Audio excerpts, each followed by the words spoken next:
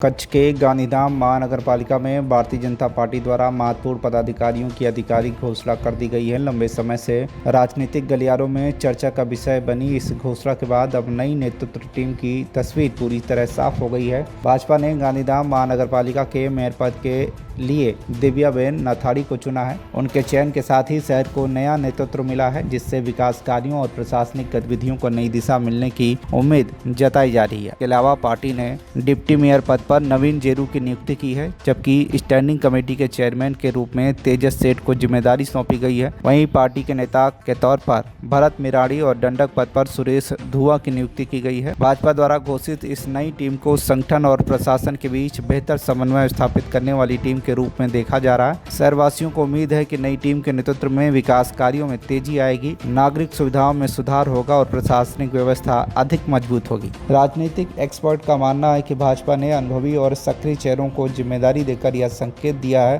कि आगामी समय में शहर के विकास को प्राथमिकता दी जाएगी। घोषणा के बाद पार्टी कार्यकर्ताओं में भी उत्साह का माहौल देखने को मिल रहा है। पहले तो नमस्कार, भारत माता की जय, वंदे मातरम।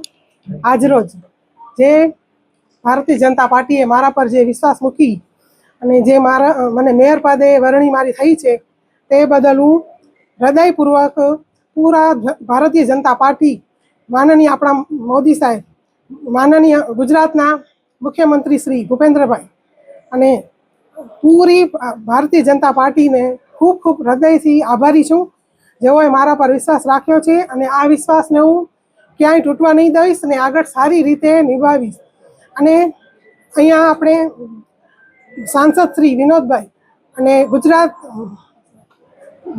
કચ્છ ગુજરાત ભારતીય જિલ્લાના પ્રમુખ દેવજીભાઈ વર્ચન અને મહામંત્રી શ્રી આપણા ધવલભાઈ અને ફલજીભાઈ જી જી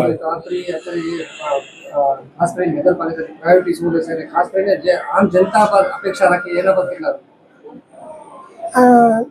એ માટે જે રોડ રસ્તા અને લાઇટ ને પાણી એ માટે હું તમે અડધી રાતે પણ ફોન કરશો ને તો અહીંયા હું તમને હાજર મળીશ।